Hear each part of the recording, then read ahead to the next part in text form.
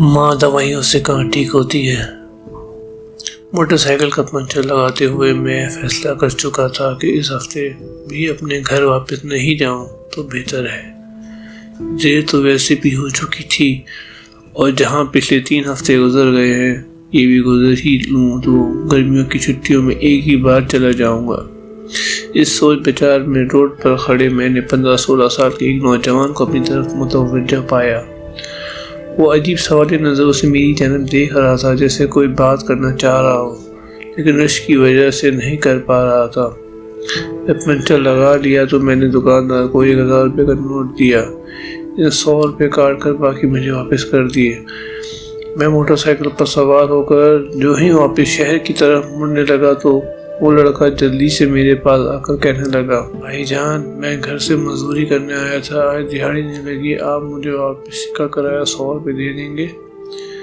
میں نے ایک چاٹی سی نگاہ اس پر ڈالی۔ سادہ سا لباس، ماتھے پر تیل سے چپکے ہوئے بال، پاؤں میں سیمنٹ بھرا جوتا، مجھے وہ سچا لگا۔ میں نے 100 روپے نکال کے اس کے ہاتھ پر رکھ دیے۔ وہ شکریہ ادا کر کے چلنے لگا تو نہ جانے میرے دل کیا خیال آیا۔ میں نے کہا، سنو، تمہیں دیہاڑی کتنی ملتی ہے؟ اس کے جواب دینے سے پہلے میں نے باقی کے 800 روپے بھی اس کی طرف بڑھا دیے۔ وہ مسکراتے ہوئے پیچھے ہٹا اور کہنے لگا، نہیں بھائی جان، میرا گھر منڈاری شریف میں 2-3 گھنٹے میں پیدل بھی جا سکتا تھا، لیکن کل سے ماں جی کی طبیعت ٹھیک نہیں، اوپر سے دیہاڑی بھی نہیں لگی، سوچا آج جلدی جا کر ماں جی کی خدمت کر لوں گا۔ میں نے کہا، اچھا یہ پیسے لے لو، ماں جی کے لیے دوائی لے جانا۔ وہ کہنے لگا، دوائی تو میں کل ہی لے گیا تھا، آج میں سارا دن ماں جی کے پاس رہوں گا تو وہ خود ہی ٹھیک ہو جائیں گی۔ مائیں دوائیں سے کہاں ٹھیک ہوتی ہیں بابو جی؟ میں نے حیران ہو کر پوچھا، تمہارا نام کیا ہے؟ میں اس کی بے بسی میں آ گئی وہ بس کہ چھت پر لپک کر چڑھ گیا اور میری طرف مسکراتے ہوئے زور سے بولا، گلو۔ گلو کی بس آہستہ آہستہ دور ہوتی جا رہی تھی، لیکن گلو کے واپس کیے ہوئے 800 روپے میری ہتھیلی پر پڑے ہوئے تھے اور میں ہائی اسٹریٹ کے رش میں خود کو یکدم بہت اکیلا محسوس کرنے لگا۔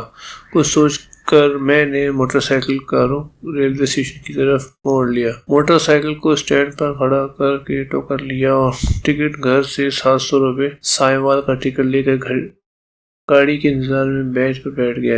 کب گاڑی آئی، کیسے میں سوار ہوا، کچھ خبر نہیں۔ سائیوال اسٹیشن پر اتر کر پھاٹک سے اپنے گاؤں کی وین پر سوار ہوا۔ آخری بچے ہوئے 100 روپے کرایہ دے کر جب شام ڈھلنے اپنے گھر کے دروازے سے اندر داخل ہوا تو سامنے صحن میں چارپائی پر امی جان سر پر کپڑا باندھے نیند دراز تھی۔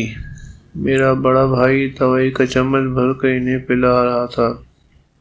مجھے دیکھتے ہی امی جان اٹھ کر کھڑی ہوئی اور اونچی آواز میں کہنے لگی، میرا پتر خیر سے گھر آ گیا ہے، اب میں بالکل ٹھیک ہوں۔